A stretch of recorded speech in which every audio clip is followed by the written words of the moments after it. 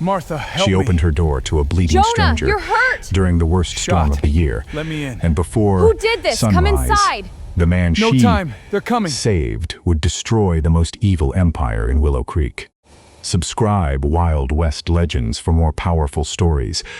Rain fell so hard it sounded like stones crashing from the sky. Wind screamed across the plains, ripping branches from trees and turning roads into rivers of black mud. At the far edge of Willow Creek stood a broken farmhouse where Martha Hale sat beside a dying candle, counting the last coins she owned. 3 pennies. That was all. Her husband was buried behind the barn. Her crops had failed. Her horse had been taken for unpaid debt.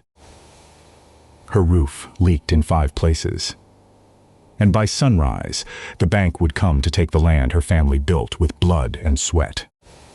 Martha wrapped her thin shawl tighter and stared at the foreclosure paper, nailed to her wall. She had begged for time. She had cried for mercy. She had received neither. Thunder shook the windows. She whispered one final prayer into the dark. Then came a knock. Soft, slow, weak. Martha froze. Nobody visited widows after midnight unless they brought trouble. Another knock came. She grabbed the fireplace poker and slowly opened the door. A tall man stood in the storm, hat dripping rain, black duster coat torn down one side, mud to his knees, blood soaking his shirt near the ribs. His face carried scars, exhaustion, and the look of a man who had ridden too far with death behind him. But his eyes were clear, honest, dangerous. "Mom," he said quietly, "I only need one night." Martha should have closed the door. Instead, she stepped aside. "Then come in before the storm buries you." The stranger gave only one name, Jonah. No last name, no explanation. Martha lit another lamp and studied him carefully. Broad shoulders. Rough beard touched with gray, scar across his jaw. Hands like iron. Boots worn from years of hard miles. The face of a man who had known prisons, bullets, and betrayal. She cleaned the wound on his side. Deep knife cut, fresh. Whoever stabbed him wanted him dead. "You running from the law?" she asked. "No. Then from who?" Jonah stared into the fire. Men who wear clean coats and bury dirty secrets. Martha placed a bowl of thin stew in front of him. He looked at the nearly empty pot, then divided the food in half and pushed some back to her. "Eat with me." No one had shared food with her since her husband died. Outside thunder rolled. Inside, the room felt strangely warm. Jonah noticed the paper on the wall. "Bank coming tomorrow?" Martha nodded. "At sunrise." Jonah's jaw hardened. "Then I arrived just in time." Martha frowned. "You don't even know me." Jonah looked at her with something like sadness. "Yes," he said quietly. "I do." Before she could ask what he meant, horses stopped outside. 3 horses. Heavy boots splashing through mud. Men laughing in the rain. Then a fist smashed against the door, so hard the hinges shook.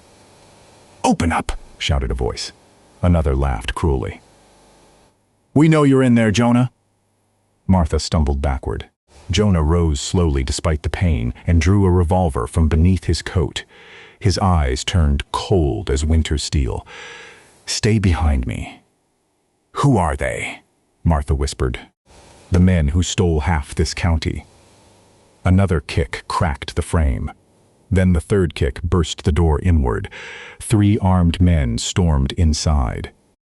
At their center stood Victor Kane, tall, thick shoulders, black coat lined with fur, silver rings on every finger, scar down one cheek, smile full of cruelty. He looked at Martha like she was something to step on. "Still living in this dump, widow?" he sneered. He kicked over her table, sending bowls crashing. Then he grabbed her by the throat and slammed her against the wall. "Where's my satchel?" Jonah's voice became deadly calm. "Take your hand off her." Victor laughed. Or what? He struck Martha across the face and threw her to the floor. Jonah moved like lightning. One gunshot blasted through the room. Victor's pistol flew from his hand. Another thug rushed with a knife. Jonah smashed him with the revolver grip. The third man swung a club at Jonah's head. Martha screamed. The storm outside was nothing compared to what exploded inside that house.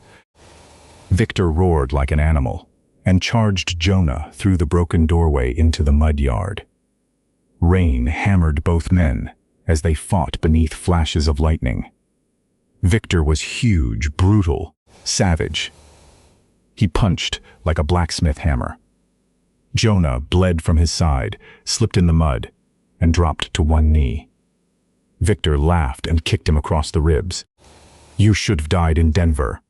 Jonah rose slowly, spat blood, smiled. "You first."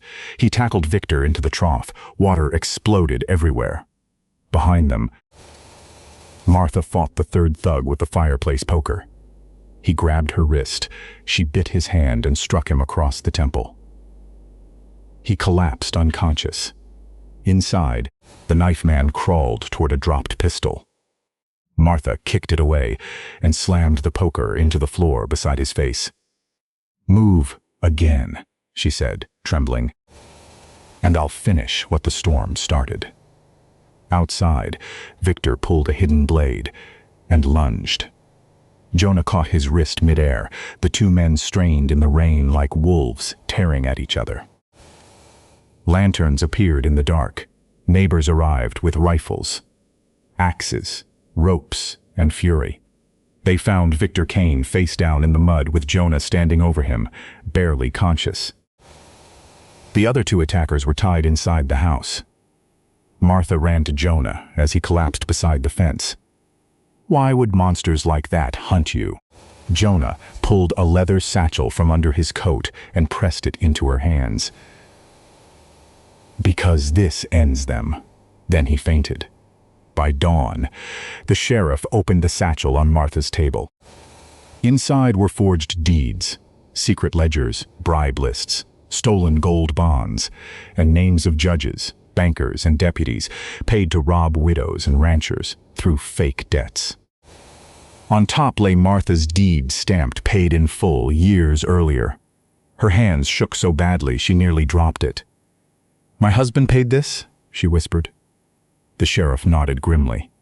"They stole your farm with paper instead of guns." Outside, townspeople gathered in rage. Men cursed the bank. Women cried. Old ranchers removed their hats in silence. Families realized years of hunger had been planned by rich thieves in polished boots. Jonah awoke later beside the fire. Martha stood over him, holding an old photograph she had found in a drawer.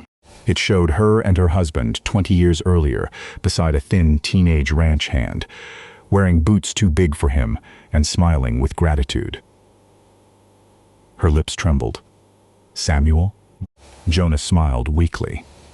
"I changed my name after I left." Tears flooded her eyes. "You were the hungry boy we took in." Jonah nodded slowly. "Your husband fed me when nobody would. You gave me work, a bed, a future." Martha began to cry openly. "We thought you died." Jonah looked into the flames. "Part of me did." Then he raised his eyes. "But I never forgot who saved me first." The arrests spread across 3 counties. Crooked bankers were jailed. Judges fled overnight. Victor Kane was dragged through town in chains while people spat at his boots. Martha's farm was hers again. Jonah stayed long enough to rebuild the roof, repair the porch, fix the barn, and plant spring seed beside her. They worked, mostly in silence, the kind shared only by people who understand pain. One sunrise, Martha woke to find his horse, saddled. "Leaving?" she asked softly. Jonah nodded. "There are still wolves on other roads." She stepped closer. "Do blessings always arrive in storms?" Jonah smiled beneath his hat. "Only when prayers are desperate enough." He rode into the golden morning. Months later, hungry travelers, widows, and lost children often knocked at Martha's door. She opened it every time, and whenever thunder rolled over Willow Creek, parents told their children one truth forever. Sometimes the stranger you save returns to save you.